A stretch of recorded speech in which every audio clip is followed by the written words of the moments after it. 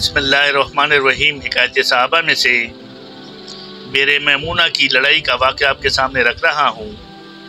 تو شروع کرتے ہیں۔ بیر میمونہ کی ایک مشہور لڑائی ہے جس میں 70 صحابہ اکرام رضی اللہ عنہ کی ایک بڑی جماعت پوری شہید ہوئی، جن کو قرہ کہتے ہیں اس لیے کہ سب حضرات قرآن مجید کے حافظ تھے اور سوائے چند مہاجرین کے اکثر انصار تھے۔ حضور صلی اللہ علیہ وسلم کو ان کے ساتھ بڑی محبت تھی، کیونکہ یہ حضرات رات کو اکثر حصہ ذکر و تلاوت میں گزارتے تھے اور دن کو حضور صلی اللہ علیہ وسلم کی بیویوں کے گھروں کی ضروریات لکڑی وغیرہ پہنچایا کرتے تھے۔ اس مقبول جماعت کو نجد کار رہنے والا قوم بنی عامر کا ایک شخص جس کا نام عامر بن مالک اور کنیت ابو برا تھی، اپنے ساتھ ہی پناہ میں تبلیغ اور وعظ کے ساتھ لے گیا تھا۔ حضور صلی اللہ علیہ وسلم نے ارشاد بھی فرمایا کہ مجھے اندیشہ ہے کہ میرے صحابہ کو ضرف نہ پہنچے، مگر اس شخص نے بہت زیادہ اطمینان دلایا۔ آپ صلی اللہ علیہ وسلم نے ان 70 صحابہ کو ہمراہ کر دیا اور ایک والا نامہ عامر بن طفیل کے نام جو بنی عامر کا رئیس تھا تحریر فرمایا، جس میں اسلام کی دعوت تھی۔ یہ حضرات مدینہ سے رخصت ہو کر بیر میمونہ پہنچے تو ٹھہر گئے اور دو ساتھی، ایک حضرت عمر بن امیہ، دوسرے حضرت منذر بن عمر سب کے اونٹوں کو لے کر چرانے کے لیے تشریف لے گئے۔ حضرت حرام رضی اللہ عنہ اپنے دو حضرات کو ساتھیوں میں سے لے کر عامر بن طفیل کے پاس حضور کا والا نامہ دینے کے لیے تشریف لے گئے۔ قریب پہنچ کر حضرت حرام رضی اللہ عنہ نے اپنے دونوں ساتھیوں سے فرمایا کہ تم یہیں ٹھہر جاؤ، میں آگے جاتا ہوں۔ اگر میرے ساتھ کوئی دغا نہ کی گئی تو تم بھی چلے آنا، ورنہ یہیں سے واپس ہو جانا کہ 3 کے مارے جانے سے 1 کا مارا جانا بہتر ہے۔ عامر بن طفیل اس عامر بن مالک کا بھتیجا تھا جو ان صحابہ کو اپنے ساتھ لایا تھا۔ اس کو اسلام سے اور مسلمانوں سے خاص عداوت تھی۔ حضرت حرام رضی اللہ عنہ نے والا نامہ دیا تو اس نے غصے میں پڑھا بھی نہیں، بلکہ حضرت حرام رضی اللہ عنہ کا ایک ایسا نیزہ مارا جو پار نکل گیا۔ حرام رضی اللہ عنہ قسم رب کعبہ کی قسم میں تو کامیاب ہو گیا کہہ کر جان بحق ہوئے۔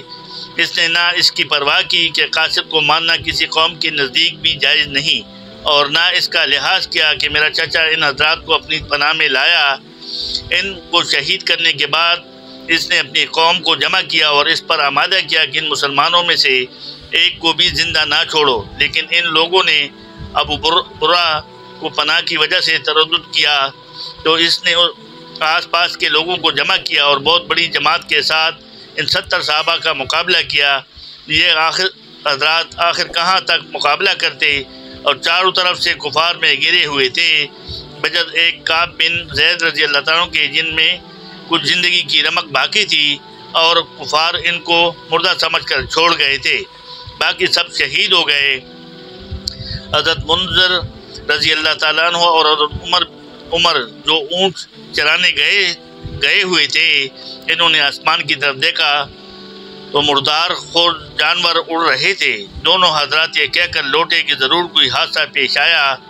یہاں کر دیکھا تو اپنے ساتھیوں کو شہید پایا اور سواروں کو خون کی بری ہوئی تلواروں میں لیے ہوئے ان کے گرد چکر لگاتے دیکھا۔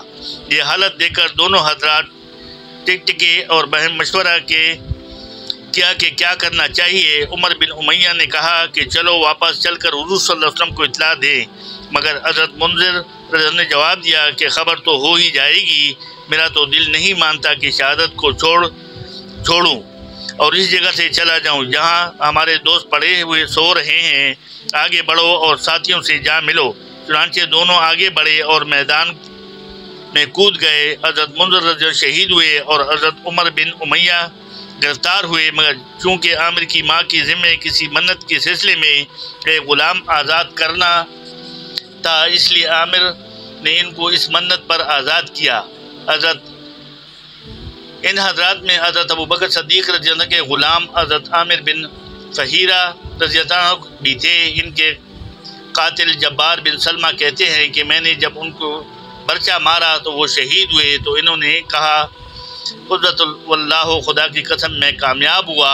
اس کے بعد میں نے دیکھا کہ ان کی نعش آسمان کو اڑتی چلی گئی۔ میں بہت متحر ہوا اور میں نے بعد میں ان لوگوں سے پوچھا کہ میں نے خود برچہ مارا، وہ مرے لیکن پھر بھی وہ کہتے ہیں کہ میں کامیاب ہو گیا، تو وہ کامیابی کیا تھی؟ لوگوں نے بتایا کہ وہ کامیابی جنت کی تھی۔ اس پر میں بھی مسلمان ہو گیا۔ فائدے میں شیخ لکھتے ہیں یہی ہے وہ لوگ جن پر اسلام کو بجا طور پر فخر ہے۔ بے شک موت کے لیے شراب سے زیادہ محبوب تھی، اور کیوں نہ ہوتی جب دنیا میں کام ہی ایسے کیے تھے جن پر اللہ کی یہاں سرخروئی یقینی تھی، اس لیے جو مرتا تھا وہ کامیاب ہوتا تھا۔ کتنا زبردست واقعہ ہمارے سامنے آیا کہ قرآن کے حافظ، اللہ پاک کی عبادت رات میں کرنے والے اور دن میں نبی پاک صلی اللہ علیہ وسلم اس کے اہل خانہ کی خدمت کرنے والے بھی اللہ کے راستے میں جب نبی پاک صلی اللہ علیہ وسلم کا حکم آیا تو چلے گئے اور سارے کے سارے شہید ہوئے، لیکن واپس نہیں آئے۔ اور جو مرتا گیا، شہید ہوتا گیا، وہ کہتا کہ میں کامیاب ہو گیا، کیونکہ کامیابی والی زندگی جو آخرت کی زندگی ہے، ہمیشہ ہمیشہ والی زندگی ہے، ان لوگوں نے ان کو نبی پاک صلی اللہ علیہ وسلم کی مانوں میں ڈالا ہوا تھا کہ دنیا کی زندگی تو مختصر سی زندگی ہے اور آخرت کی زندگی ہمیشہ ہمیشہ کی زندگی ہے۔ اللہ پاک ہمیں بھی دین کی خدمت کرنے کی توفیق عطا فرمائے۔ صدق اللہ مولانا العلی العظیم۔